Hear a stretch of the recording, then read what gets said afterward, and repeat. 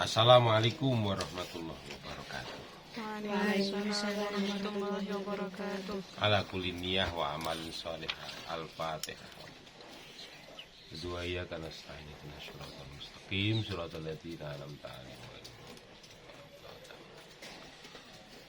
Baik, kemarin saya sudah menjelaskan sedikit tentang jalan menuju Allah ya.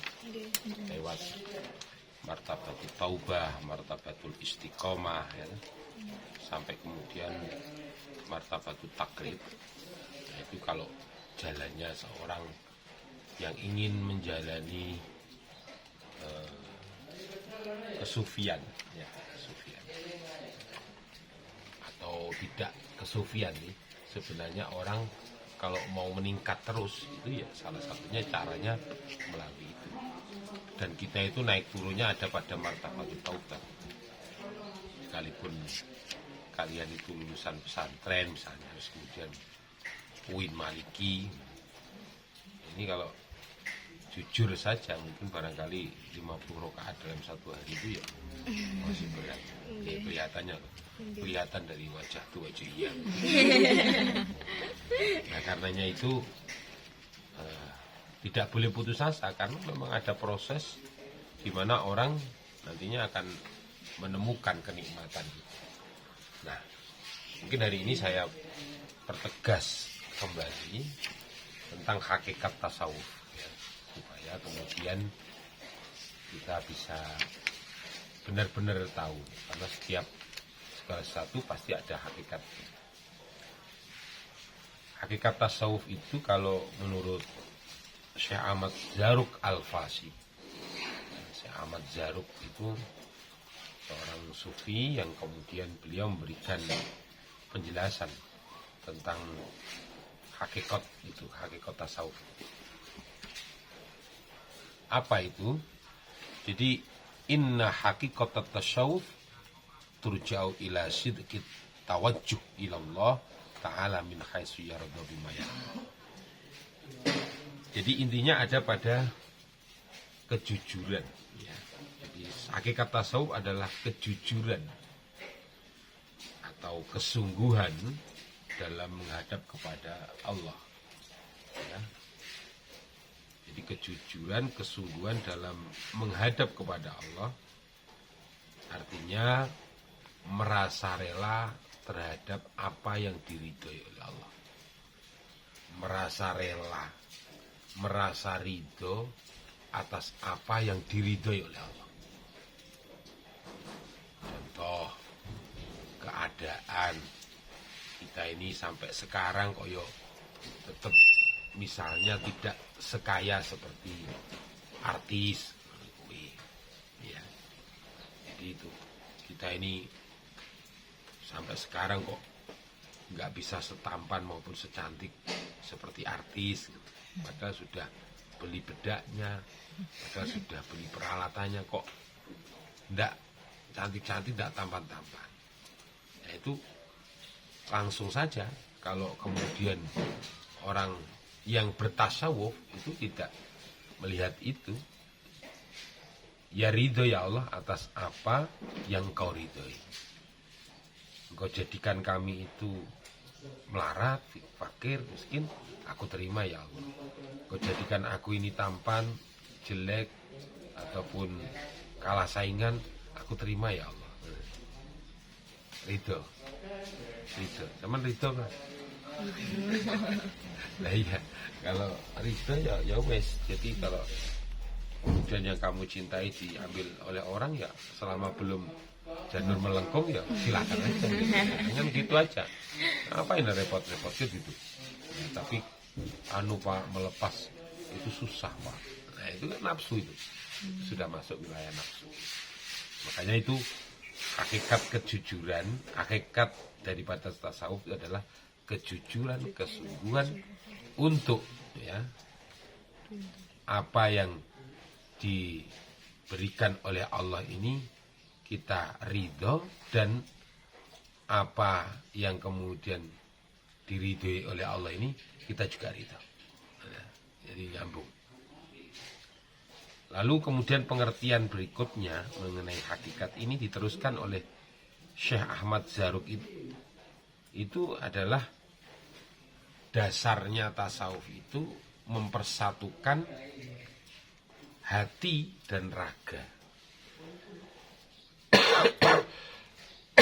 Dari dasar pondasi daripada tasawuf itu adalah mempersatukan hati dan raga, jasmani dan ruhani, dan itu hanya untuk Allah semata, hanya untuk Allah semata. Jadi begitulah kemudian kiranya kita diberi jasmani dan kita juga diberi ruhani, maka kemudian kita berusaha untuk menyatukan sehingga kemudian benar-benar pantas ya secara aplikatif dalam aspek duniawi, fisiknya bagus, tapi kemudian juga hatinya kita juga tetap dalam kebagusan atau kebaikan. Nah, ini pandangan beliaunya ya. Sehingga kemudian dari pandangan ini lalu ada kesimpulan. Gitu aja. Jadi kesimpulannya itu adalah hakikat tasawuf itu berdasar pada ajaran ilahiyah yang telah digariskan oleh Al-Quran maupun Al-Hadis. Jadi yang namanya hakikat tasawuf itu adalah apa tadi itu? Ilmu yang berdasarkan ajaran ilahiyah yang telah digariskan dan Al-Hadis. Ya, itu telah digariskan dalam Al-Quran maupun Al-Hadis. Sehingga kemudian ditambahi oleh kaum sufi yang lainnya, pedomannya adalah al-haqiqatu bila syariatin batilah wa syariatu bila haqiqatin batilah. Hakikat tanpa syariat adalah batil. Hakikat tanpa syariat adalah batil. Begitu pula syariat tanpa hakikat adalah kosong, atilah, kosong. Jadi hampa. Makanya ini harus menyatu. Jadi orang yang disebut dengan sufi itu berarti dia harus bisa menggabungkan antara syariat dengan hakikat. Ya, ini. Bahkan kemudian ini kalau menurut Imam Qushairi ya, Imam Qushairi itu justru orang sufi itu ya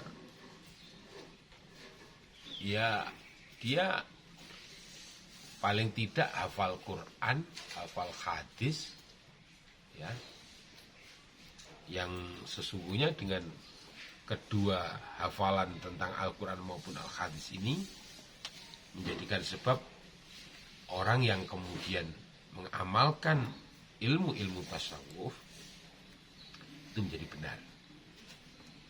Jadi ada syarat Imam Qushairi kalau kemudian ingin tasawufnya itu bagus lalu kemudian terarah, ya hafalkanlah Al-Quran maupun hadis-hadis, baca.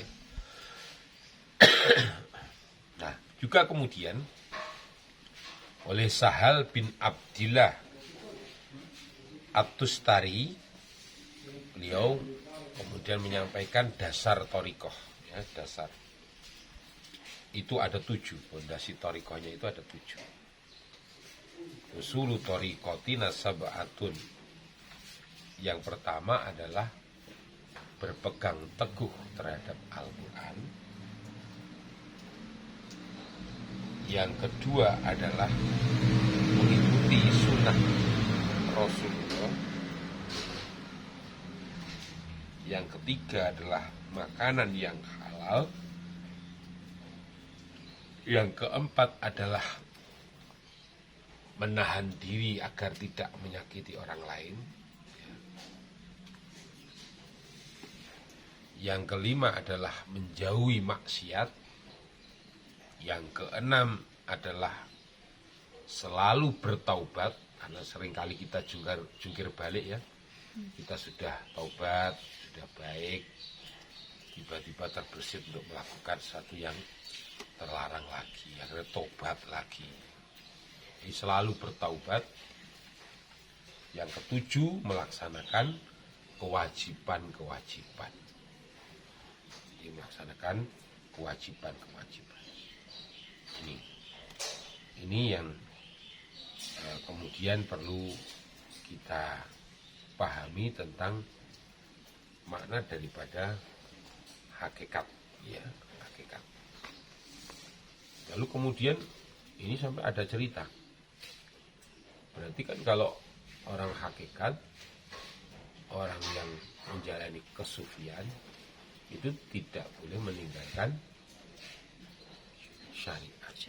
Ya.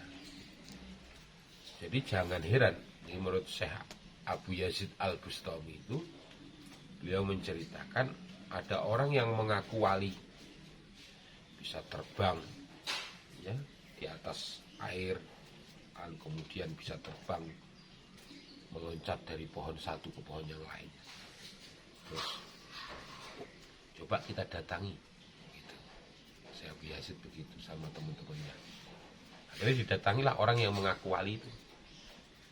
Waktu orang yang mengaku wali itu didatangi, Syekh Abu Yazid itu melihat tiba-tiba orang yang mengaku wali itu masuk masjid, tapi dia itu meludah ke arah kiblat.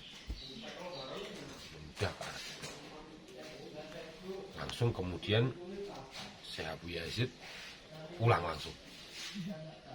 Jadi melihat itu langsung pulang. Terus kemudian tanya sama kawan-kawannya yang kemudian ikut pulang. Kenapa sih kok kemudian nggak salaman sama beliaunya, sama sang wali itu? Terus beliau menjawab, "Gada ghairu ma'munin ala adabin min adabi Rasulillah." Orang ini tidak dapat dipercaya atas satu adab pun dari adab-adabnya Rasulullah. Jadi adabnya ini tadi kan itu mengikuti sunnah Rasulullah. Adabnya Rasulullah saja nggak dipakai. Itu meludah sembarangan. Lalu bagaimana ia dapat dipercaya atas pengakuannya menjadi seorang wali? Fa kaifa yakunu ma'munan ala ma yadda'i. Nah, inilah yang kemudian yang menjadi sebab perhatian kita kalau dimanapun tempatnya berada, ada orang-orang yang kemudian mengaku wali dan mengaku menjadi orang hebat karena kekaromahannya, dia meloncat pagar bisa, ya loh. Terus kemudian pohon dipanggil mentelung dewi, padahal ditarik sama hampar, misalnya begitu. Jadi jangan kemudian mudah dibohongi seperti itu. Jangan mudah percaya. Nah, itu penting. Nah, makanya kemudian ada istilah begini di dalam keterusannya hakikat ini. Hakikatnya sudah dibahas oleh tadi itu ya. Syekh itu pandangannya satu syekh itu, lalu kemudian dipertegas lagi dengan Syekh Abu Yazid Al-Bustami. Pokoknya intinya hakikat tasawuf itu tidak pernah meninggalkan syariat ya. Kalau meninggalkan syariat namanya batil ya. Kalau kemudian syariat tanpa hakikat itu berarti atilah, jadi kosong ya. Makanya harus seiring sejalan. Kalau dalam kitab Kifayatul Atqiyah itu wasafinatin wa tariqatin wa haqiqatin, menjabatani keduanya itu namanya tariqah. Dia harus ada kapal perahu yang kemudian bisa mengantarkan orang itu menuju ke tengah samudera. Nah, kalau tidak ya tenggelam dia. Kalau tanpa perahu, nah, itu tariqatin wa haqiqatin, itu masuk ke dalam alam hakikat. Maka ini Anda harus kenal siapa itu sufi, terus kemudian mutasawwif, lalu kemudian mutasabbih. Ya, sufi, mutasawwif, dan mutasyabbih. Apa perbedaannya? Sufi, orang itu yang mengamalkan ilmu tasawuf. Sufi itu shahibud dzauq, orang yang memiliki rasa, ya. Orang yang memiliki rasa, memiliki dzauq. Rasa itu dzauq, atau pengalaman-pengalaman yang bersifat spiritual maupun rohani. Wal mutasawwifu shahibul ilm. Kalau orang yang disebut mutasawwif itu adalah orang yang memiliki pengertian,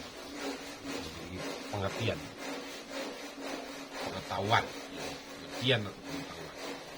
Lalu yang ketiga, wal mutasyabbih shahibul iman. Kalau mutasyabbih itu adalah orang yang memiliki kepercayaan. Nah, ini kemudian dibalik. Sebenarnya tingkat paling utama itu ada pada sufi. Terus kemudian mutasawwif, lalu kemudian baru mutasyabbih. Nah, ini kemudian diibaratkan seperti makanan, ya. Kalau mutasyabbih itu orang baru percaya kalau makanan ini nikmat, lezat. Makanan ini nikmat, lezat. Itu mutasyabbih. Kalau mutasawwif itu dia mengetahui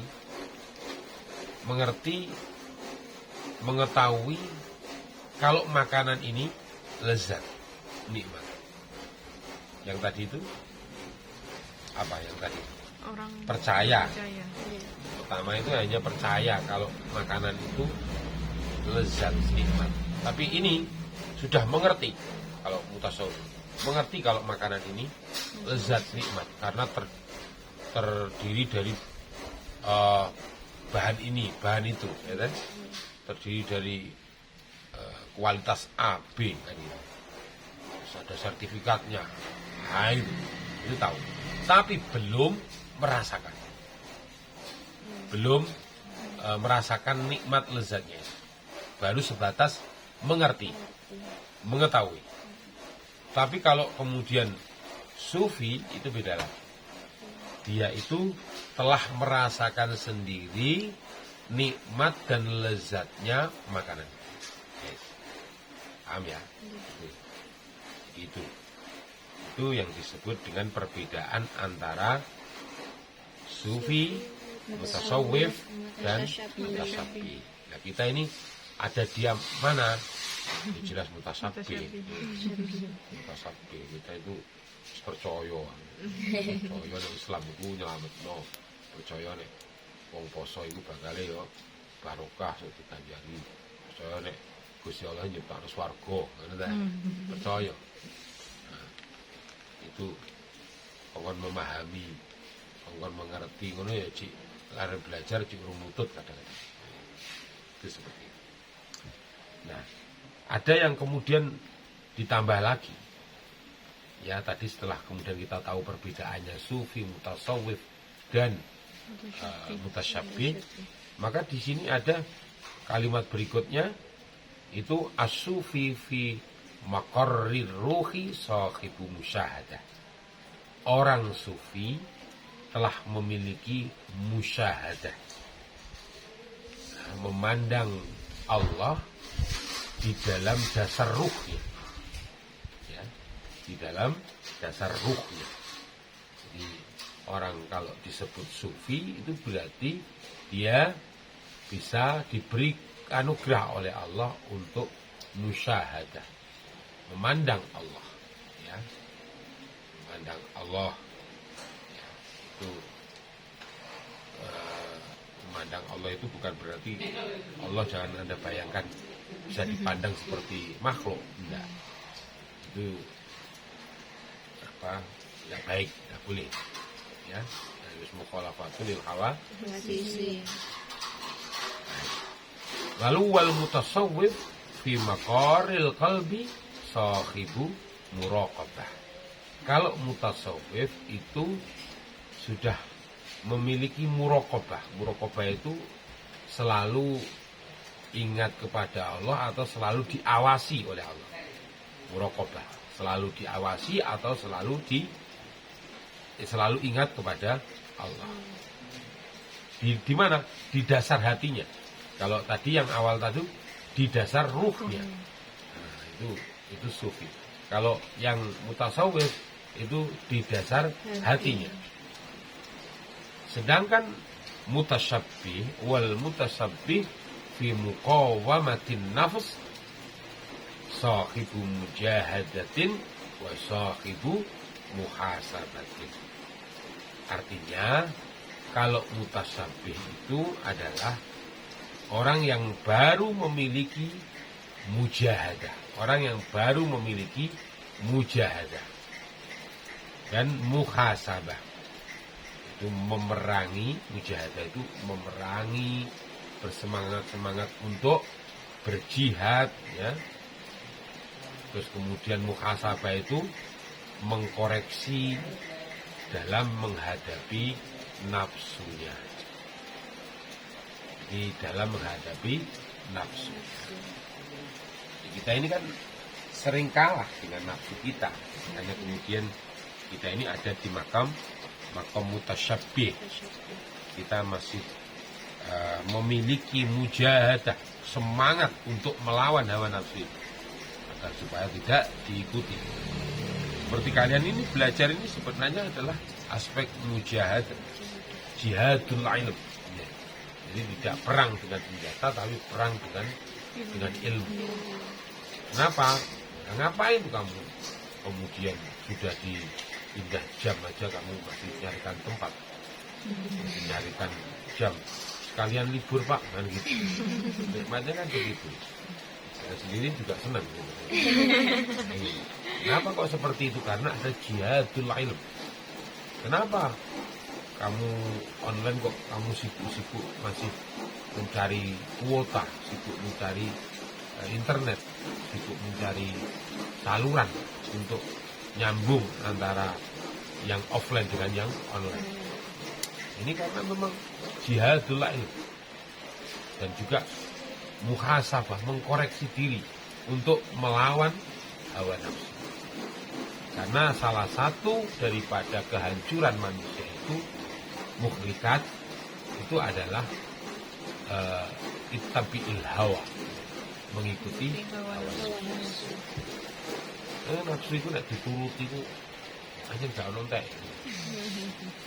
Mangan iku nek mbok tak no. Wareg mano turu melek mangan maneh. Iya dah. Itu seperti itu. Nah, kemudian ini penting untuk kemudian kita memahami, oh kita ada di makom.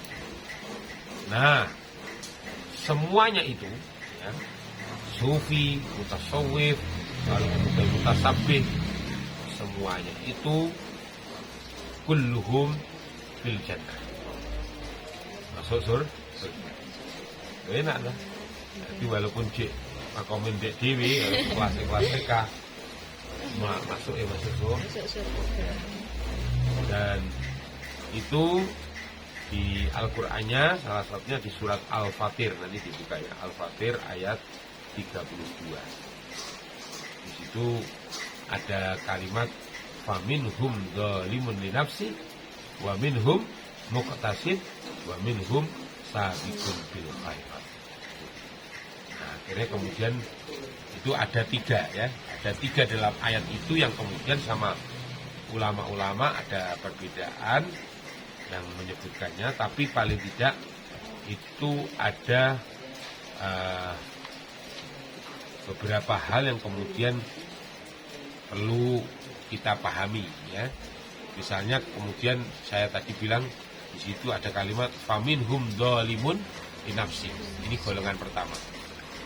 Dzalimun li nafsi itu adalah orang yang mencintai Allah masih mengharapkan kebahagiaan dunia.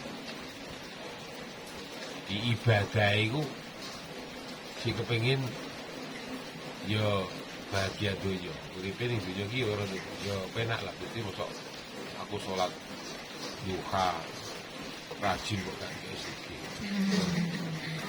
Iku ora apa-apa, tetapi dia masih berfokus ibadahnya ada imbalan dunia. Ya Allah Gusti kula niki maca waqiah masuk seret kula niki maca waqiah lho, kula rutin lho iki. Ono wedane kok. Kok melarat Gusti koyo keliru nih alamatnya. Itu berarti dia masih dolimun.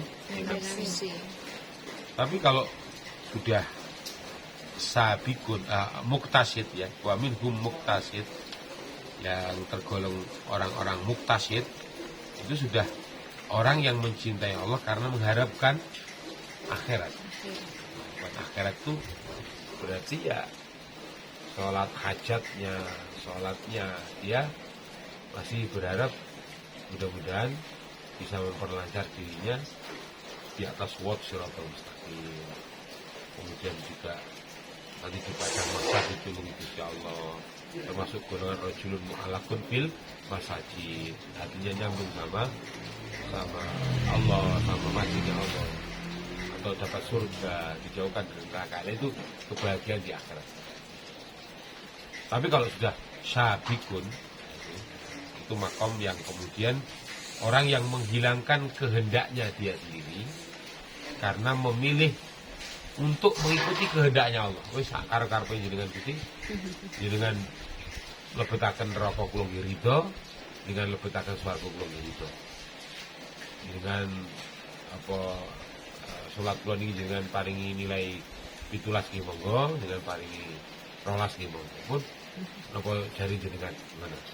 Itu nek wis sabikun. Istimewa, memang istimewa.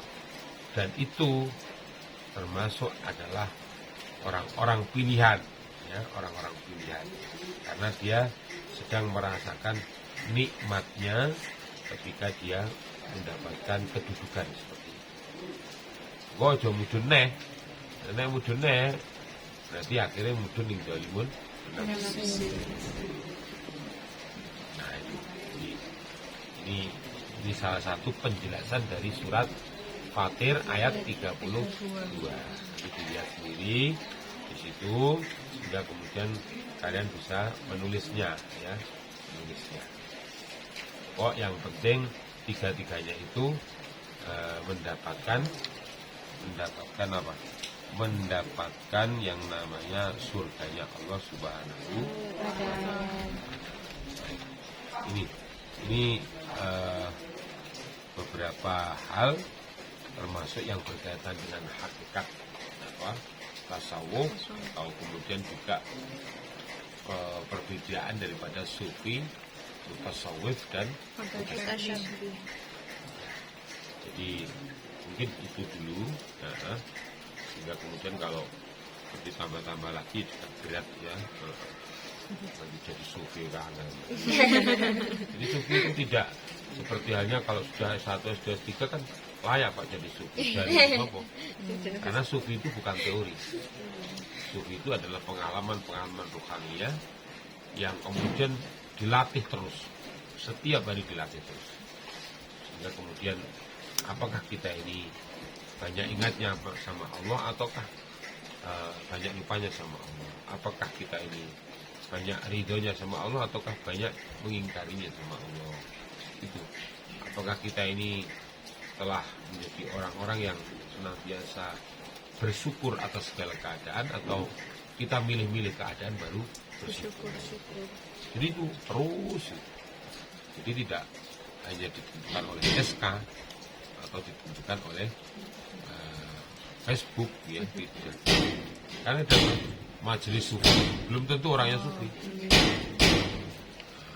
Hanya kemudian itu adalah ilmu yang berkenaan dengan hati, dan siapa orang yang kemudian selalu menggeluti hati, lalu kemudian mengikuti perkembangan penyakit hati, lalu mengobati penyakit hati sampai kemudian mendapatkan kebersihan hati, yaitu insya Allah orang-orang yang mendapatkan tempat menjadi orang-orang yang pantas menyandang gelar pesufi. Bahkan kalau kemudian saya buka lagi itu, ternyata memang misalnya kelasnya para sufi itu dari abad ke abad berbeda-beda. Abad berbeda-beda. Sehingga kemudian seperti halnya Syekh Abdul Qadir Al-Jilani, Imam Al-Ghazali At-Tusi, sendiri aja generasi abad ke-6. Jadi masih jauh lagi ke bawah yang sampai kemudian akhirnya ternyata memang ada sekian banyak yang kemudian belum kita ketahui. Dan kita hanya mengetahui tokoh sufi itu di abad setelah kemudian abad-abad yang zaman sekarang ini. Itu pun yang artinya jadi ini sufi modern. Ini misalnya sekarang kita abad ke-13 ini aja seperti ini ya, abad ke-14 itu masih masuk ke Ar-Rifai.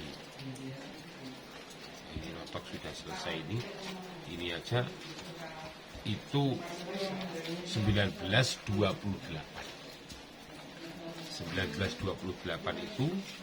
itu adalah tokoh sufi abad ke-14. Tahunnya itu sudah sekitar 1896 ya, 1934. Nah sekarang kita 2022-2021. Wah panjang, berarti dari sekian itu adalah nama-nama yang kemudian belum tentu sufi. Karena sufi itu beratnya kayak begitu, prasyaratnya dan sebagainya. Ya kalau hanya sekedar tulisan kemudian dijadikan seperti lembaga diskusi yang untuk misalnya lembaga diskusi sufi modern, tapi kan belum tentu menjadi sufi. Ini tuh sedikit banyak tentang hakikat tasawuf. Yang jelas masih banyak lagi yang perlu kemudian dipelajari. Saya nanti aja mau ceramah tentang manakibnya Syekh Abdul Qadir Al-Jilani, dan beliau tokoh sufi yang ke-6. Tokoh sufi yang ke-6. Dan beliau saya lihat aspek jujurnya luar biasa. Yang dirampok-rampok itu orangnya itu kelihatan kaya, tapi Syekh Abdul Qadir Jilani waktu menimba ilmu masih kecil, dia itu dianggap tidak punya apa-apa, sampai kemudian tidak dirampok oleh kawanan perampok. Kawanan perampok dibilangin begini sama Syekh Abdul Qadir Jilani, loh kok saya nggak dirampok? Kamu melarat, kamu ngapain anak kecil ikut-ikut jalan keluar sini? Loh saya ini punya banyak uang, kalau kamu mau ini uangnya. Loh kok kamu jujur sekali itu? Ya saya disuruh sama ibu saya suruh jujur dalam setiap perjalanan. Ini jujur itu salah satu karakteristik seorang sufi. Apalagi kalau kamu baca kitab Wasiatul Mustafa, jujurlah. Sayyidina Ali dibilangin begitu sama Rasulullah, jujurlah ya, walaupun jujurmu itu membuat kamu gak enak atau ajur di saat sekarang di dunia, tapi yakinlah di hari akhirat kelak kamu menjadi mulia. Terus-terusannya itu, dan jangan goroh, jangan berdusta, walaupun toh dustamu itu untuk saat ini kamu nikmat, ngeprank loh, ngeprank, kamu seneng, bahagia, senyum di atas penderitaan orang lain. Tapi ingat, al-ajilah, kelak di hari kiamat kamu menjadi orang yang merugi betul, hancur. Nah, makanya itu cobaan buka kitab Wasiatul Mustafa, bab tentang as-sidqi wa shadaqah. Itu seperti itu. Jadi itu dulu, mohon maaf atas segala kekurangan. Sami-sami. Ya, mungkin barangkali banyak yang ngantuk. Bismillahirrahmanirrahim ahya wa bismika. Ya, assalamualaikum warahmatullahi wabarakatuh. Waalaikumsalam warahmatullahi wabarakatuh.